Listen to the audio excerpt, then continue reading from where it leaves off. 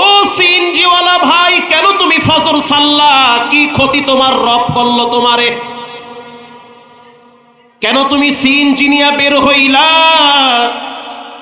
সে জবাব দেয়, আমার তো একটা পেট না, আমার 4টা পেট আছে।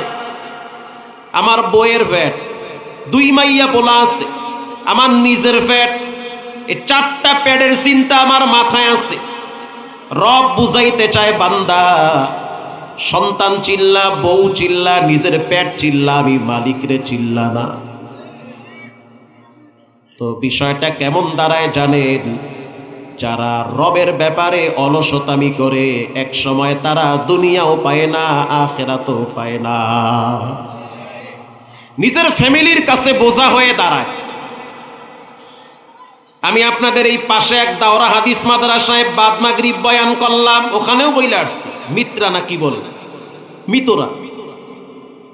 যেই মা বাবা সন্তানকে রব চিনায় না, মসজিদ চিনায় না, কেবলা চিনায় না, কোরআন চিনায় না, ইসলাম চিনায় না, টুপি দাড়ি চিনায় না, মেসওয়াক চিনায় না, কসম খোদার ওই সন্তানরা এক সময় মা বাবাকেও চিনে না।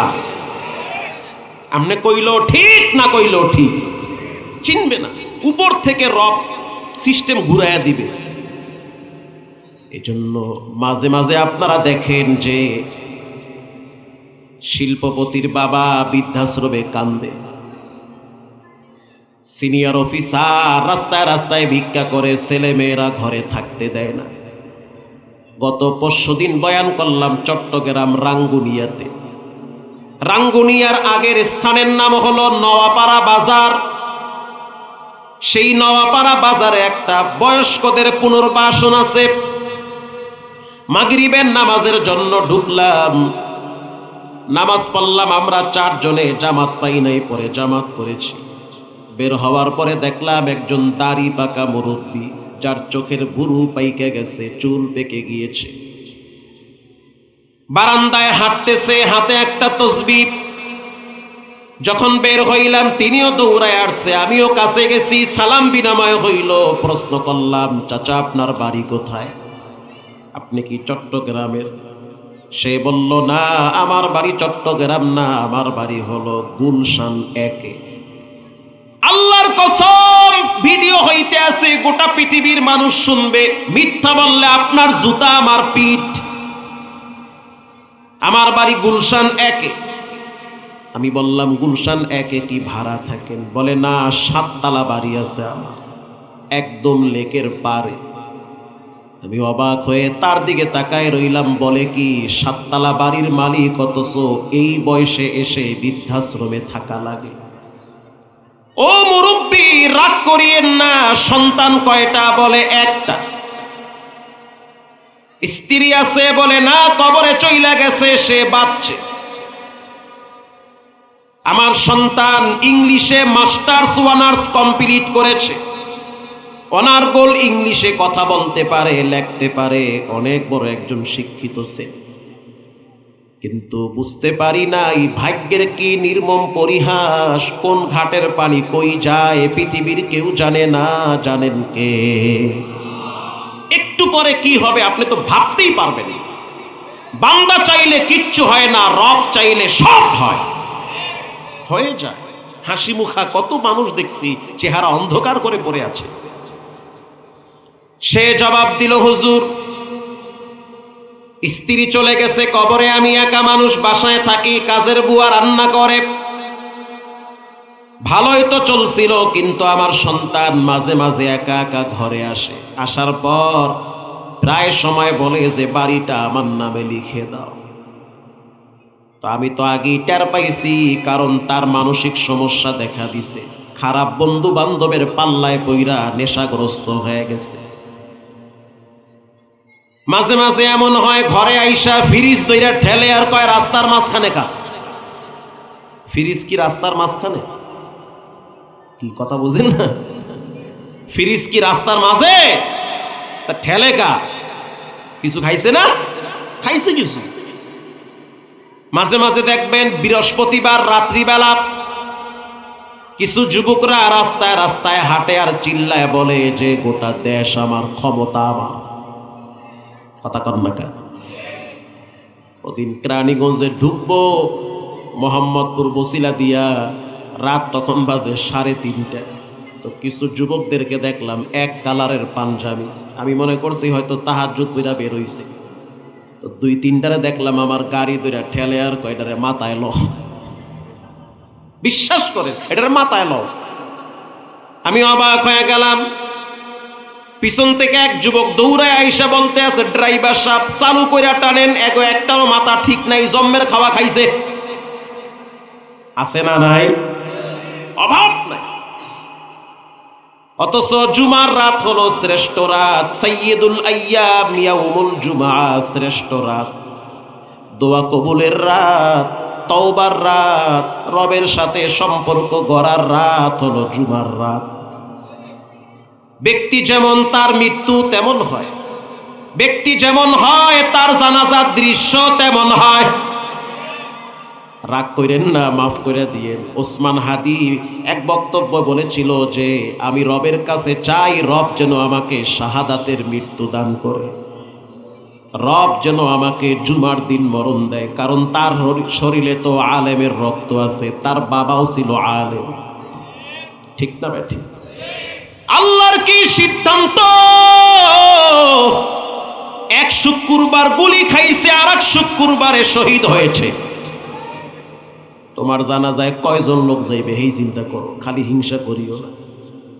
মানুষের কাছে প্রিয় হও, প্রিয় হওয়ার জন্য 2টা মেডিসিন লাগে, আল্লাযীনা আমানু ওয়া কানু ইয়াত্তাকুন, ঈমান আর তাকওয়া লাগে। আমি বলি নাই, রব বলেছে। মজার কথা, ইন্নাল্লাযীনা আমানু ওয়া আমিলুস সালিহাত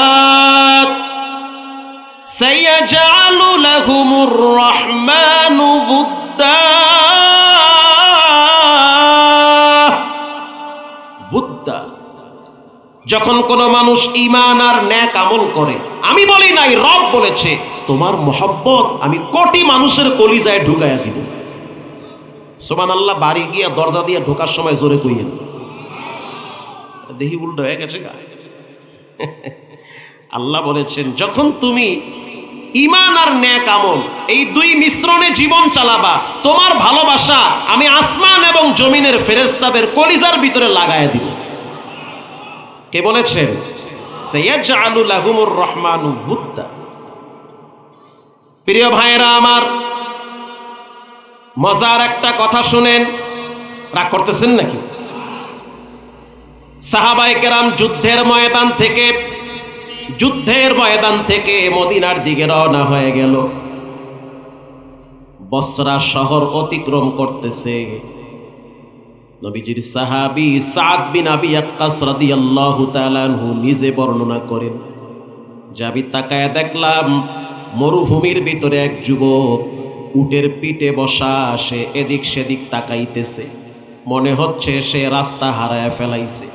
ভাই আমার কথা কি আপনারা বুঝতেছেন? রাস্তা হারায় ফেলাইছে, এদিক সেদিক তাকায়, তার মানে বুঝতে পারছি সে কিছু একটা খুঁজতেছে। সাদ বিন আবি ওয়াক্কাস বলে, আমি তার কাছাকাছি গেলাম, ওখান দিয়েই যাইতে হবে মদিনার দিকে। যখনই আমি তার কাছে আসলাম, বেশি কাছে না, মোটামুটি একটু দূরে, তখন ওই যুবক বলতে আছে, ও মুসাফির, মদিনার রাস্তা কোন দিকে? আমার মদিনার রাস্তার সংবাদটা দরকার, কোন রাস্তায় গেলে মদিনা পাওয়া যাবে? আল্লাহু আকবার বলেন। সাদ বিন আবি ওয়াক্কাস রাদিয়াল্লাহু তাআলা আনহু বলল যে, তুমি মদিনায় যাবা? বলে, হ্যাঁ। মাশাআল্লাহ, তুমি তো দেখতে শুনতে অনেক সুন্দর, তুমি শিক্ষিত? বলে, হ্যাঁ, আমি তাওরাতের আলেম, আমার উটের পিঠের ভিতরে 4টা আসমানি কিতাব এখনো আছে। সাদ বিন আবি ওয়াক্কাস থমকে গিয়েছে, বলে এটা কি? যে যারে চিনে সে তার কথা শুনে, যে যারে চিনে না সে তাকে ধমক দেয়, বেয়াদবি সুলভ আচরণ করে, আর যদি চিনে তো পা ধইরা 13 বার কদম মুসি করে। আসতে বলবেন না, জোরে বলেন। আর বেয়াদবদের তো মুখ পিট নেই, ওরা মায়ের লাগেও বেয়াদবি করে, আব্বার লাগেও করে, জালেমের লাগেও করে, আলেমের লাগেও করে, ওরা সব জায়গায় চিহ্নিত বেয়াদব। সাদ বিন আবি ওয়াক্কাস বুঝতে পারছে যে এলেমের নূর, আসমানি এলেমের নূর এই যুবকের সিনায় আছে, এটা বুঝতে ফেলাইছে। সাদ বিন আবি ওয়াক্কাস বলল, তোমার জন্য সুসংবাদ, আমরা মদিনায় যাব, তুমি চাইলে আমাদের সাথে মদিনায় যেতে পারো, রাস্তা চিনান লাগবে না, আমরা রাহাবারি করে তোমাকে মদিনায় নিয়ে যাব। ও যুবক, তুমি কেন মদিনায় যাইতে চাও? ইয়ামেনের যুবক বলল, শুনছি নাকি মদিনাতে নতুন নবুয়তির সূর্য উদিত হয়েছে। সুবহানাল্লাহ, জোরে বলেন। এই সূর্যটা দ্বারা গোটা পৃথিবী আলোকিত করে না, বরং কবরেও আলোকিত করে। এই সূর্যের এত পাওয়ার, এই সূর্যের এমন একটা স্পেশাল পাওয়ার আছে, যেই পাওয়ারের কারণে হাসরের ময়দান আলোকিত হবে। সাদ বিন আবি ওয়াক্কাস বলল, স্পষ্ট করে বলো। যুবক বলল, সেই সূর্য হলো মুহাম্মাদুর রাসূলুল্লাহ সাল্লাল্লাহু আলাইহি ওয়াসাল্লাম। খুতবায়ে জুলফিকারে আসছে। সাদ বিন আবি ওয়াক্কাস বলল, তুমি কি মদিনার নবীর সাথে দেখা করতে চাও? বলে, অবশ্যই, তোমার জন্য সারপ্রাইজ রয়েছে, তোমার জন্য সুসংবাদ, সেই মদিনার নবী আমাদের কাফেলায় আছে। বলার সাথে সাথে যুবক আনন্দে আত্মহারা হয়ে গেছে। ও ভাই, তুমি একটা বারের জন্য তার কাছে নিয়ে যাও, কারণ আমার মনটা চায় তাকে এক নজর দেখার জন্য। সাদ বিন আবি ওয়াক্কাস রাদিয়াল্লাহু তাআলা আনহু প্রশ্ন করল, তাকে দেখলে তোমার কি লাভ হবে? তার সম্পর্কে তোমার কাছে কি তথ্য আছে? যুবক বলল, আমার কাছে অনেক তথ্য আছে। কেউ যদি 3 দিন না খাইয়া তার চেহারার দিকে তাকায়, মুহূর্তের ভিতরে ক্ষুধা নিবারণ হয়ে যায়। এই তথ্য আমার কিতাবে আছে, তাওরাতে আছে। সাদ বিন আবি ওয়াক্কাস অবাক দৃষ্টিতে তাকায় আছে। আরে বেটায় বলে কি 3 দিনের খিদা নাকি নিবারণ হয়ে যায়? এ তো সত্যই বলেছে। সাহাবায়ে কেরাম মাসকে মাস যুদ্ধ করত, 2-1 গ্লাস পানি খেয়ে বীর পালোয়ানের মতো জিহাদের ময়দানে ঝাঁপিয়ে পড়ত। নবীকে এক নজর দেখার সাথে সাথে তাদের ভিতরে ঈমানের চার্জ চলে আসতো। সাদ বিন আবি ওয়াক্কাস বলে, আরো কিছু কথা জানতে চাই। বলে, হ্যাঁ জান। তোমার কাছে এমন কি তথ্য আছে? বলে, নবীর কথা 200 বছর পরে ফলে, নবী আজকে বলে 50 বছর পরে সেটা ঘটে যায়। এরকম তথ্য তোমার কাছে কি আছে? এটা বলার সাথে সাথে ইয়ামেনের যুবক বলতে আছে, শোনো ভাই, আমার কাছে একটা গুরুত্বপূর্ণ তথ্য আছে। তথ্য হলো, হিজরতের রাতে রহমাতুল লিল আলামিন যখন তিনি তার হুজরাখানার ভিতরে আছে, তার ঘরের ভিতরে যখন তিনি অবস্থান করেছিল, ওই সময়টাতে মক্কার বেঈমানেরা, মক্কার উচ্ছৃঙ্খল বেয়াদব যুবকরা নবীজির বাড়ির চতুর্দিকটা ঘেরাও করে ফেলেছিল। হযরত জিবরাইল আমিন নবীর সামনে দাঁড়ায় বলল, ভয় পাবেন না, শঙ্কিত হবেন না। চতুর্দিকে যদিও বেঈমানরা দাঁড়ায় রইছে, তারপরেও টেনশন করবেন না। আপনার রব আপনাকে এদের হাতে ছেড়ে দিবে না, বরং নিরাপদে বের করে নিবে। ইন্দি মিন টাইমে হযরত জিবরাইল বলল, আপনি হাতে এক মুষ্টি বালু নেন। ও সাদ বিন আবি ওয়াক্কাস, আমি তাওরাতের কিতাবে এটা পড়েছি, এটা আমার মুখস্থ আছে, জানা শোনা আছে। সাদ বিন আবি ওয়াক্কাস বলল, তারপরে কি? বলে, যখন মুষ্টিবদ্ধ বালু নিয়েছে, তখন হযরত জিবরাইল বলল যে আপনি সূরা ইয়াসিন থেকে 10টা আয়াত তেলাওয়াত করেন। 10টা আয়াত পড়া এরপরে আপনি বালুতে ফু মারেন। বালুতে ফু মারার পর বাহিরে ফিক্কা মারেন। আপনার কাজ বাহিরে মারা, রবের কুদরত সব বেঈমানের চোখে আগুন ধরায় দিবে। তাই করলো, বাহিরে মারলো, সবার চোখে চোখে লাগলো, সবাই চোখ ঘষতে লাগলো। নবীজি নিরাপদে ওখান থেকে বের হয়ে পাহাড়ে চলে গেছে। পাহাড়ে যাওয়ার পর মক্কার দিকে ফিরে চোখের পানি ছেড়ে কান্দে আর কয়, মক্কা এটা আমার জন্মভূমি, অলিতে গলিতে আমি বড় হয়েছি, মনটা চায় না জন্মভূমি ছেড়ে আমি মদিনায় যাব, কিন্তু তোমার সন্তানরা, মক্কার বাচ্চারা, মক্কার লিডারেরা আমাকে মক্কায় থাকতে দিল না। হযরত জিবরাইল বলল, আল্লাহর হাবিব আপনি কাঁদবেন না, একটা সময় এমন হবে রব্বুল আলামিন আপনাকে বিজয়ী বেশে মক্কার চাবি আপনার হাতে দিবে। তখন হযরত জিবরাইল নবীকে একটা দোয়া শিখায়া দিল, আপনি পড়েন, ওয়াকুর রব্বি আদখিলনি মুদখালা সিদকিন ওয়া আখরিজনি মুখরাজা সিদকিন ওয়াজআলনি মিন লাদুনকা সুলতানান নাসীরা। তর্জমা হলো, আল্লাহ আপনি আমাকে নিরাপদে গন্তব্যে পৌঁছে দেন। লম্বা ইতিহাস, এটা বলার উদ্দেশ্য না। আবু বকর সাদ বিন আবি ওয়াক্কাস আবার বলল যে নবী যখন হিজরত কইরা মদিনায় যাইতেছিল, বলো নবীর পিছনে পিছনে কে নবীকে ধরার জন্য গিয়েছিল? তাওরাতের আলেম যুবক বলতেছে, আমি আমার কিতাব খুইলা দেখলাম মক্কা থেকে এক যুবক নবীকে ধরার জন্য পিছনে পিছনে ছুটেছে 100 লাল উটের লোভে। আবু জেহেল বলেছে, মুহাম্মদকে জীবিত অথবা মৃত যারা নিয়ে আসতে পারবে তাদেরকে 100 লাল উট উপহার দেওয়া হবে। একজন যুবক দাঁড়ায় গেছে, উশৃঙ্খল যুবক, পরবর্তীতে হেদায়েত পাইছে, দাঁড়ায় বলতে আছে, আমি মুহাম্মদকে ধরে নিয়ে আসব। নাউজুবিল্লাহ বলেন, আমি পারব। কি তোমার নাম? বলে, আমার নাম হলো সুরাকা। মাশাআল্লাহ, দেখতে অনেক সুন্দর, উঁচা লম্বা সুঠাম দেহের অধিকারী, তুমি পারবা। দ্রুত চলে যাও, মুহাম্মদকে জীবিত অথবা মৃত নিয়ে আসো। এবার সুরাকা নবীর পিছে পিছে কদম কদম চলতে লাগলো। যখন কাছাকাছি চলে গেল, নবীজি বলল, সুরাকা তুমি সাধারণ মানুষ মনে কইরো না, তাড়াতাড়ি তুমি মক্কায় ফিরে যাও, ধরতে পারবা না। সুরাকা চিন্তা করলো, একেবারে কাছে চলে আসছি, হাত বাড়াইলি তো ধইরা ফালামু। যখন হাতটা বাড়াইছে, রব্বুল আলামিন অর্ডার করলো, হে মাটি, সুরাকার পাটারে শক্ত কইরা ধর। বলার সাথে সাথে সুরাকার পাটারে মাটি শক্ত কইরা অর্ধেক গাড়ায় ফেলাইছে। আল্লাহু আকবার বলেন। সুরাকা চোখের পানি ছেড়ে দিয়া বলল, মুহাম্মদ আমারে বাঁচাও। নবী বলল, আমি বাঁচাইতে পারি না, বাঁচানেওয়ালা কে? তাহলে তুমি একটু বলো যে আল্লাহ যেন আমাকে বাঁচায়। শর্ত হলো তুমি কিন্তু মক্কায় ফিরে যাবে, কারণ সব জায়গায় মাস্তানি আর ঘাড় তেরামি চলে না। চলে চলে যাও, আগুন নিয়ে খেলা কইরো না, যাও চলে যাও। না আমি যাব না। যখন সে সাপ পায় না যে চোরে শোনে ধর্মের কাহিনী, একবার বিপদে পড়ে 13 বার আল্লাহরে ডাকে।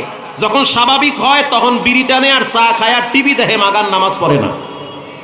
একবার স্টক কইরা বেকা হয়ে গেছে, সবার লাগে কয় দোয়া কইরো, মক্কায় যামু, হজ করমু, মসজিদে গিয়ে হারাদিন হইয়া থাকমু, মাওলায় যেন ঠিক করে।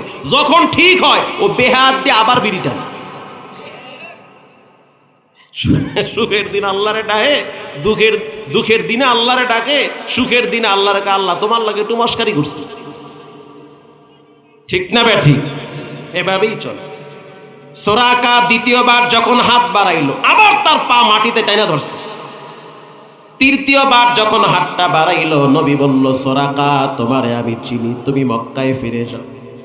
আমি সাধারণ মানুষের মতো না, আমি হইলাম রাহমাতুল লিল আলামিন। যাও, চলে যাও মক্কার দিকে। ওয়ামা আরসালনাকা ইল্লা রাহমাতাল লিল আলামিন। जहाँ तक है रबूबियत खुदा का, वहाँ तक है नबूवत मुस्तफा का। মারহাবা বলে। এ তো সেই নবী রাহমাতুল্লিল। যার জীবনে নবীর প্রেম নাই, তার মানসিক শান্তি নাই, তার কবরেও শান্তি নাই, তার জন্য জাহান্নাম অবধারিত। নবীর প্রেম ভালোবাসা কলিজা ভরা থাকতে হবে। নেত্রীর প্রেম আছে, নেত্রীর বিরুদ্ধে কিছু কইলে হের চান্দি গরম হয়, মানি আব্বারও পারে না খাইয়া লাইতে। নেতার ব্যাপারে কিছু হইলে, কিছু বললে মামলা দেয় 3টা, আর নবীকে নিয়ে যখন কটূক্তি আর ব্যঙ্গ করে তখন এই মুনাফিক লড়ে চড়ে না। তুমি আবার দাবি করো মুসলমান, কিসের মুসলমান?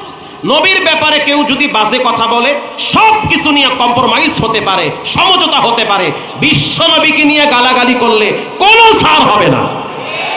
এটা আমাদের ঈমান, এটা আমাদের ইয়াকিন। কি চাচা, ঠিক না ব্যাঠিক? এটা আমাদের ঈমান। তুমি আমারে 100 বার গালি দাও, তোমার কপালে চুমা দিব আমি। তুমি 100 বার বকা দাও, আমি তোমাকে স্যালুট দেব, কিচ্ছু বলবো না। কিন্তু রাসূলুল্লাহর সহধর্মিনী মা আয়েশা রাদিয়াল্লাহু তাআলা আনহার ব্যাপারে ইনায়া বিনায়া ব্যঙ্গ করলে একটা জুতাও কোনো যুবকের পায়ে থাকবে না, সব নাস্তিকের গালে উঠবে। বলেন এটা আমাদের কি? আরো জোরে বলেন, এটা ঈমান। এই ঈমান নিয়ে বাঁচতে চাই, ঈমান নিয়ে মরতে চাই, নেতা নেত্রীর প্রেম ভালোবাসা নিয়ে মরতে চাই না। রাগ করছেন নাকি? মাফ করে দিন। প্রিয় ভাইয়েরা আমার, সুরাকা যখন চলে যাচ্ছে যে আমি পারলাম না ধরতে, পারলাম না 100 উট নিতে, তো কি করা যায়? যাওয়ার মজার কাহিনী, যাওয়ার সময় বলল মুহাম্মদ আমারে কিছু হাদিয়া দাও, আমি যাইগা, মানে কিছু টেহা দাও। আল্লাহর নবী বলল সুরাকা তোমার জন্য রোম সম্রাটের স্বর্ণের টুপি অপেক্ষায় আছে, একদিন তোমার মাথায় উঠবে, এটা তোমার হাদিয়া। এখন না হয় তোমার 200 দিলাম, অপেক্ষায় থাকো, ধৈর্য ধরো। প্রায় বর্তমান যুগের টাকা অনুযায়ী 300 কোটি টাকার একটা স্বর্ণের টুপি তোমার মাথায় উঠবে। সোরাকা একটা ভেসকি মারছে, ধুর কি কয় না। কিছু দূর যাওয়ার পরে বলল না, মুহাম্মদ তো মিথ্যা বলতে পারে না, ঠিক না ব্যাঠি? পিছনে চায়া কয় যা কইছেন সত্যই কইছেন, ইনশাআল্লাহ একদিন আমার মাথায় স্বর্ণের টুপি উঠবে। সুরাকা পরবর্তীতে মদিনায় গিয়ে ইমানদার হইছে। হযরত ওমরের শাসন চলতেছে, তখন সুরাকার বয়স প্রায় 95 বছরের উপরে, লাঠিতে ভর দিয়ে হাঁটে, দাড়ি দুড়ি চুল চাল সব পাইকে গেছে। তখন মিশর বিজয়, তখন দামেস্ক বিজয়, তখন রোম সম্রাট হযরত ওমরের পায়ের তলায় চলে আসছে। মুজাহিদরা রোম সম্রাটের মাথা বস্তার ভিতরে বইরা ওমরের পায়ের সামনে রাখছে। যেই নাম রোম সম্রাটের টুপি, রোম সম্রাট গদিমদি হালাইয়া জোতা থুইয়া পলাইছে। আল্লাহু আকবার বলেন। ক্ষমতার স্বাদ সব মিটছে, ও গেছে গা পলাইয়া। এই পলাপলি আজকে নতুন না, অতীতেও হইছে। কি কইলাম আল্লাহ, কোন ঝামেলায় পড়ি আবার। পলাপলি কি নতুন না? আগেও হইছে। এমন জোরে দৌড় মারছে, জুতা নেওয়ার টাইম পায় না, টুপি থুইয়া দৌড়াইছে। আর বিদায় আবার নেহায়াতে আসছে, টুপিটা ফালাইয়া দৌড়, ওরে দৌড়, মানে পিছনে চাইবে এই সুযোগ নেই, চাইলেই তো বাটাম, ঠিক না ভাই? ঠিক। এই টুপিটা আইনা হযরত ওমরের সামনে রাখছে। হযরত ওমর লাঠি দিয়া গাট্টিতে গুতা মারছে। যখনই গুতা মারছে, স্বর্ণ তো জলজল করে চোখের সামনে ভাইসা উঠছে। হযরত ওমর বলল সুরাকারে ডাক দাও, নবীর দোয়ার ফল, টুপিটা ওর মাথায় দাও। হামসুরাতো হামসিরাতে মুস্তফা তর তামামি হালে উকুন ইত্তেবায়ে সুন্নতে খায়রুল বাশার গিরে লাজিম তাবুয়াবি আইফিসার। আল্লাহু আকবার বলেন। নবীর প্রেম চাই কি চাই না? নবীর আদর্শ প্রতিষ্ঠিত হোক চাই কি চাই না?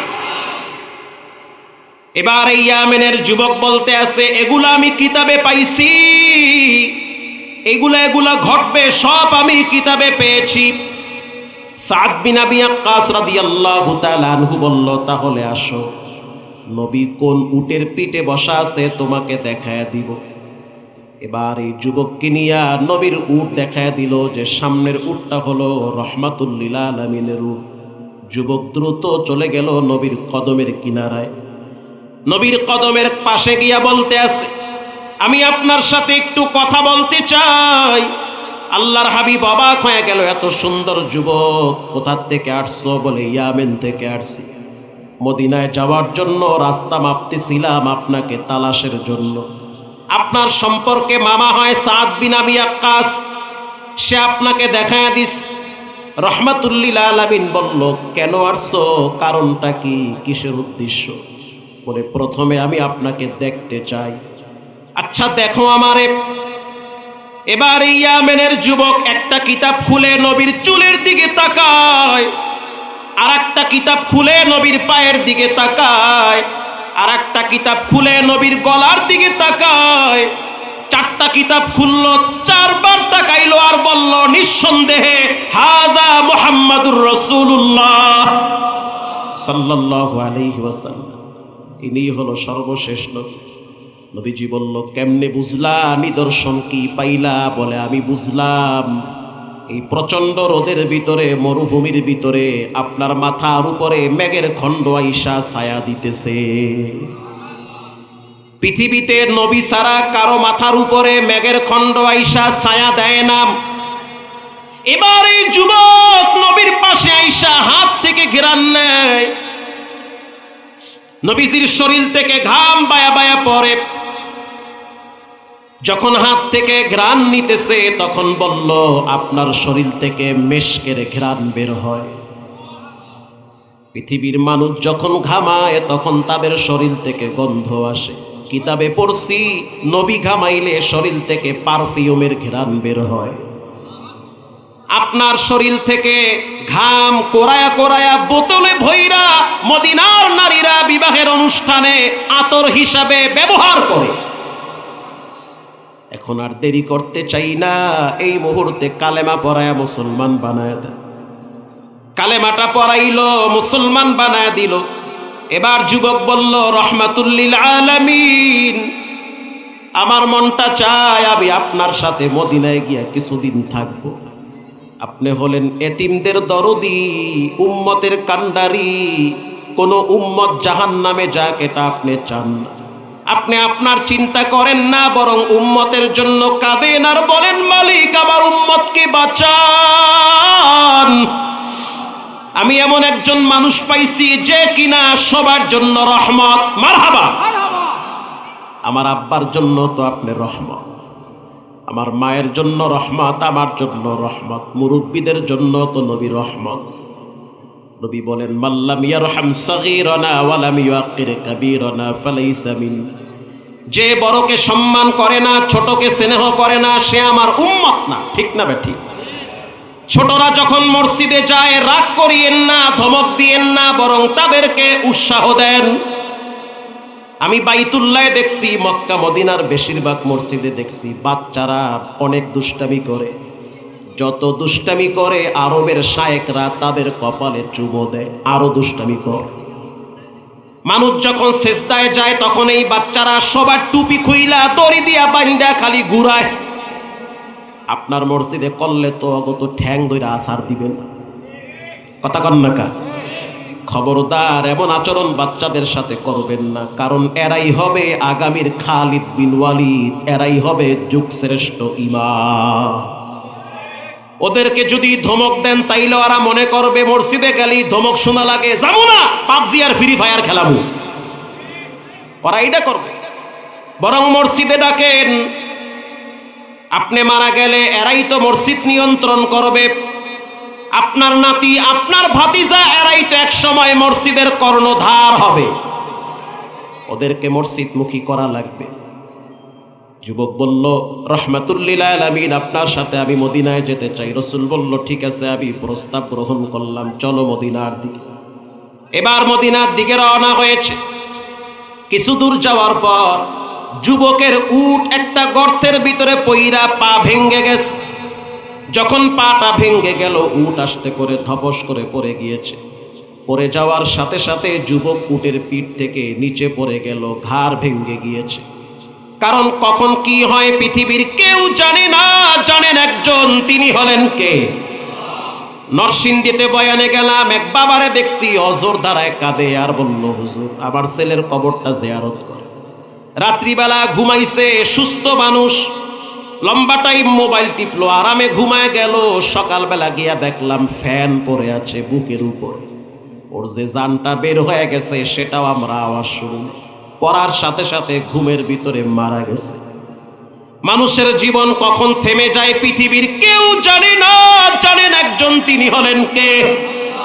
আল্লাহরে ডরান। ঘুমাবার আগে মোবাইল থেকে সব বাজে ছবি ডিলিট করে দেন। ঘুমাবার আগে মোবাইল থেকে যত রকমের খারাপ দৃশ্য আছে সব কাটেন। আল্লাহ না করুক যদি ঘুমের ভিতরে মরণ হয়, আপনার মোবাইল বোনের হাতে যাবে, মায়ের হাতে যাবে, বন্ধু বান্ধবের হাতে যাবে, তখন তারা দোয়া তো করবে না, বরং সি করবে।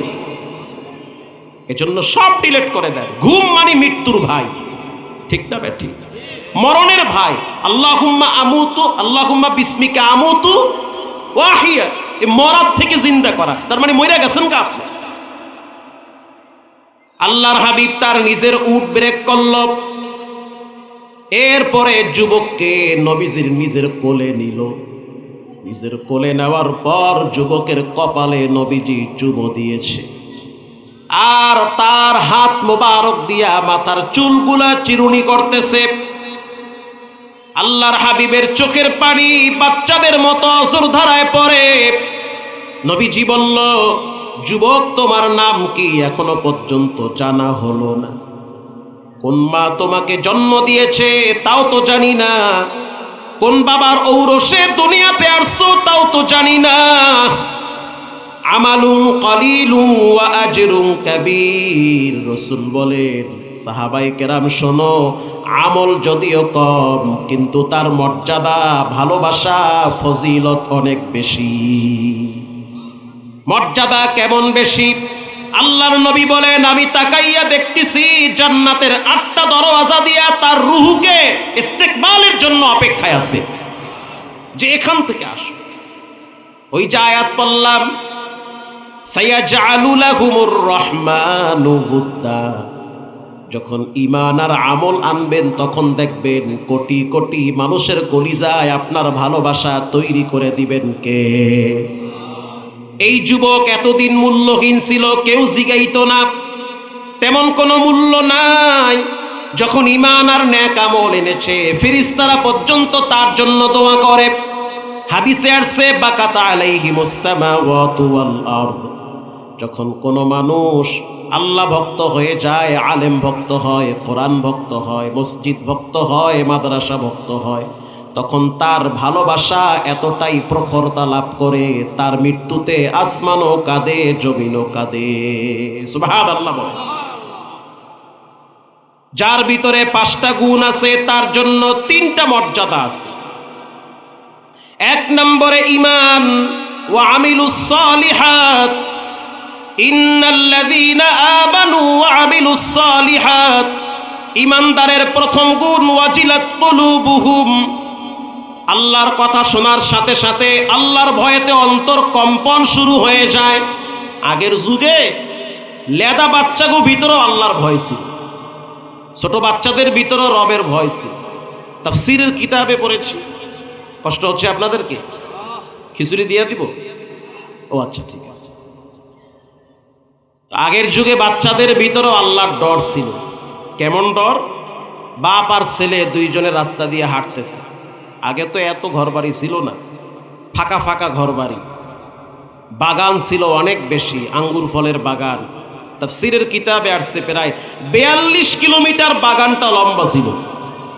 42 কিলোমিটার লম্বা বাগান বাংলাদেশে আছে? জঙ্গল আছে, ওই যে সুন্দরবনের জঙ্গল, কিন্তু বিশাল বড় আঙ্গুর ফলের বাগান 42 কিলোমিটার। এক সময় দামেস্কে, ইয়ামেনে ছিল, এখনো আছে।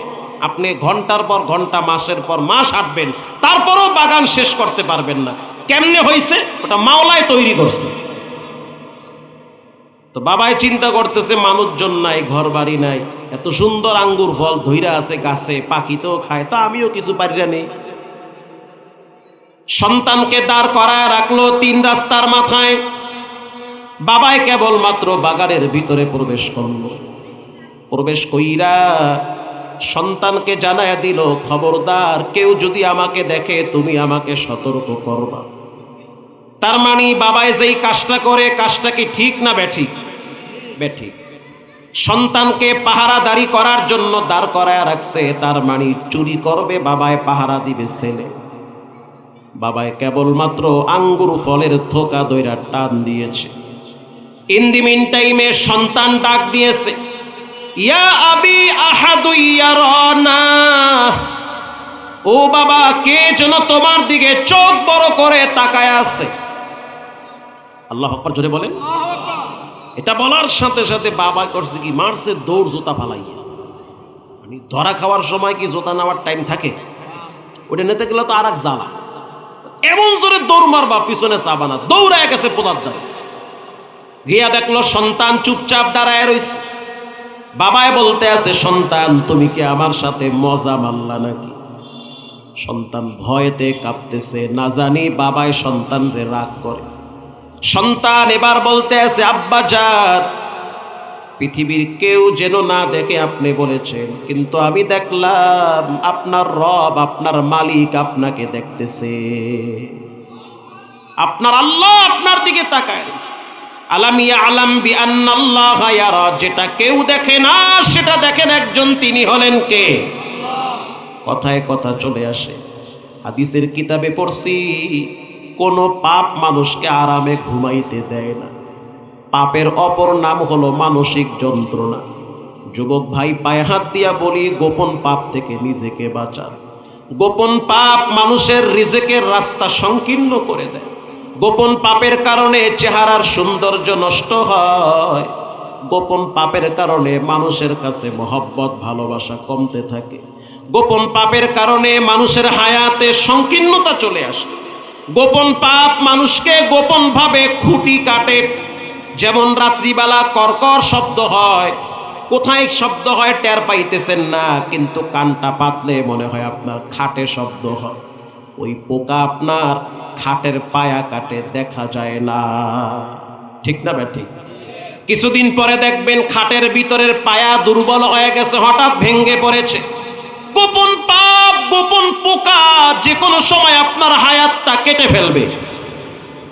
গোপন আমল মানুষের গোপন মর্যাদা বাড়ায়।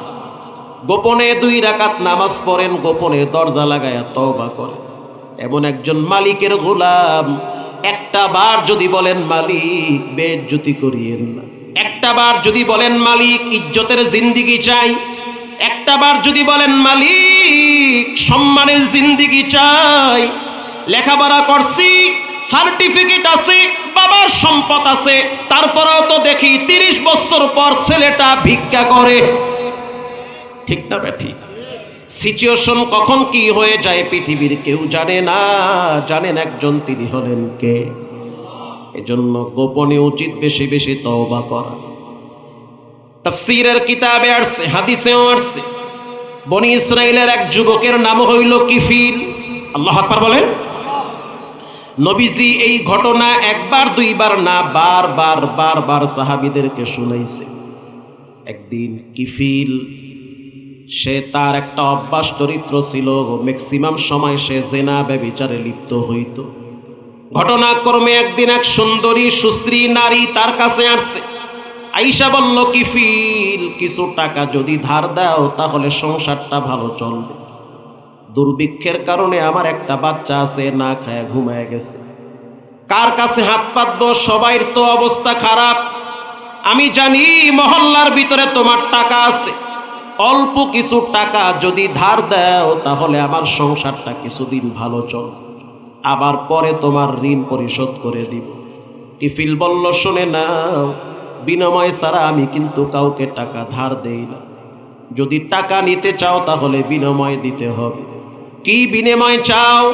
কিফিল বলতে আছে, আমি চাই তুমি আমার সাথে পার্সোনাল সময় কাটাবা। তার মানে তুমি আমার সাথে জেনা ব্যভিচারে লিপ্ত হবা, আমার পার্সোনাল বেডরুমে তুমি আমাকে সময় দিবা। মেয়েটা বলতে আছে, অসম্ভব, জীবনে কোনোদিন পর পুরুষের টাচ আমার দেহে লাগে নাই, আমি এটা পারবো না, সতীত্ব নষ্ট করে টাকা নিয়ে যাব, এটা হতে পারে না।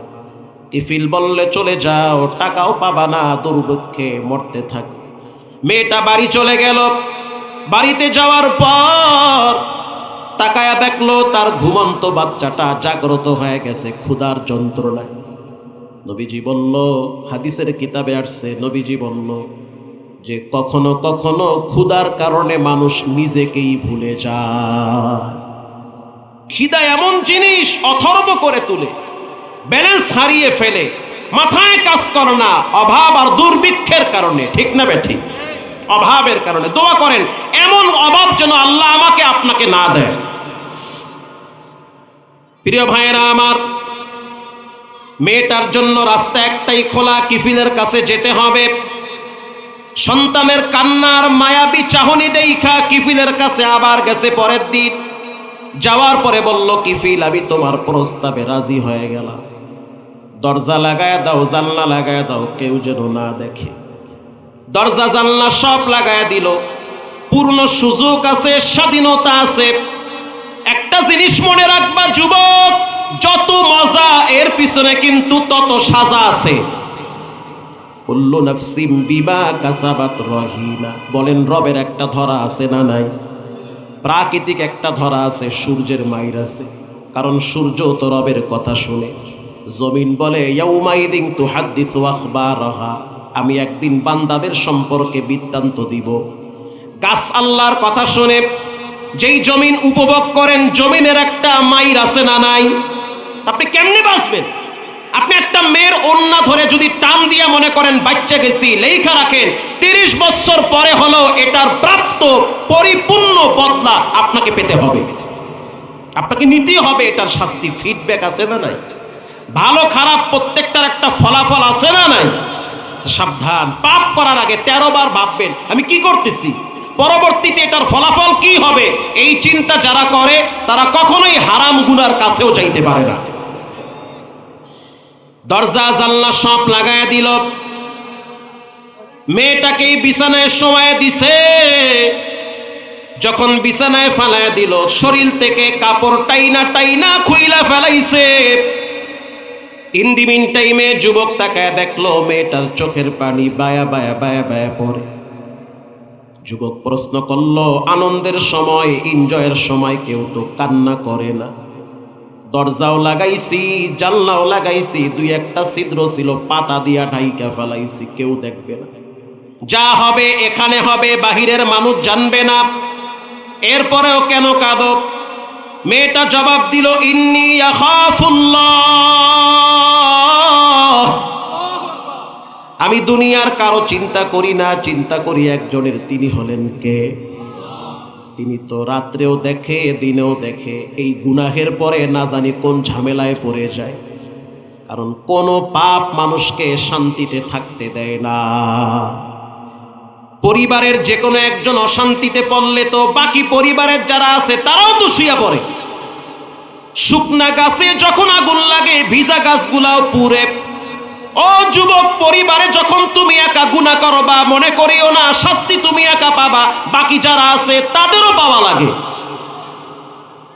যখনই বলল আমি আমার রবকে ভয় করি, যেই মাটিতে শোয়াইছো মাটি তো ভয়ঙ্কর, এই মাটি কখনো কখনো মানুষকে উপরে উঠায়া ফালায়া দেয়, হজম করে না। এটা বলার সাথে সাথে যুবকের হাত পাও ঠান্ডা হয়ে গেছে। যুবক বলল, এই নাও কাপড়। কি শুনাইলি আমার কলিজায়? কে যেন হাতুড়ি দিয়া ধাক্কা মারছে। আমি পাপ করব না, যাও তোমাকে কাপড় দিয়া দিলাম, টাকা যেটা ধার দিয়েছি ওটাও লাগবে না, বাড়িতে চলে যাও। বলেন হেদায়েতের মালিক কে?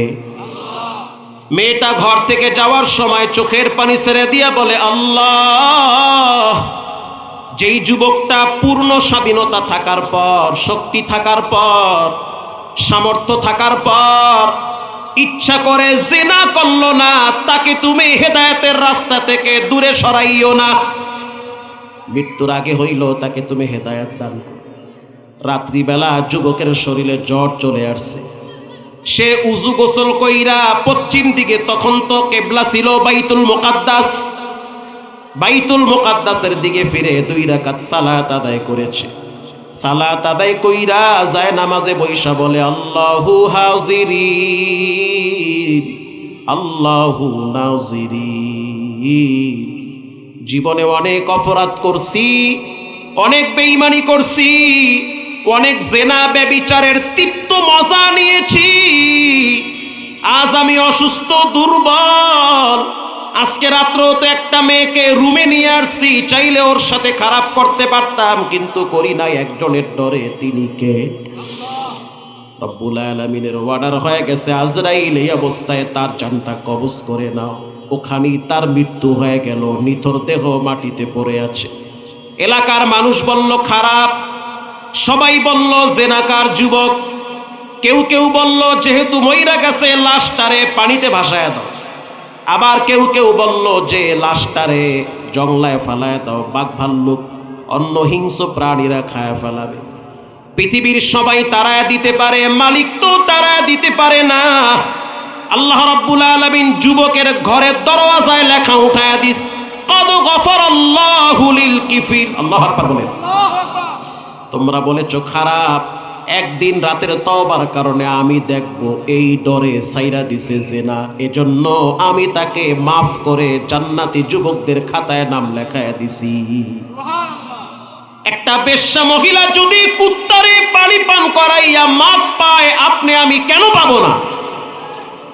এজন্য রাসূল বলেছেন আত্তাইবু মিনাজ যামবি কামাল্লা যামবালা, যে তওবা করে সে বাচ্চাদের মতো নিষ্পাপ হয়ে যায়। তওবার দরওয়াজা খোলা আছে, কালকে হয়তো বাঁচতেও পারেন অথবা পরকালও হয়ে যেতে পারে। জীবনের মোড় কোথায় থেমে যায়, কোথায় ঘুরে কেউ জানে না, জানেন কে? 5টা গুণের অন্যতম একটি গুণ থাকতে হবে, আল্লাহর কথাকে মূল্যায়ন করতে হবে। ইনশাআল্লাহ বলেন। 2 নম্বরের গুণ ওয়াইদা তুলিয়াত আলাইহিম আয়াতুহু যাদাতুহুম ঈমানা, নিয়মিত কোরআন তেলাওয়াত করা লাগবে। যখন কোরআন তেলাওয়াত করবেন, ওয়া আলা রাব্বিহিম ইয়াতাওয়াক্কালুন, তাওয়াক্কুল ভরসা একজনের উপরে আসবে, তিনি হলেন কে? 4 নম্বরের গুণ আল্লাযীনা ইউকিমুনাস সালাহ, প্রতিদিন নিয়মিত আপনাকে নামাজ পড়া লাগবে। ইনশাআল্লাহ বলে। অমিম্মা রাযাকনাহুম ইউনফিকুন,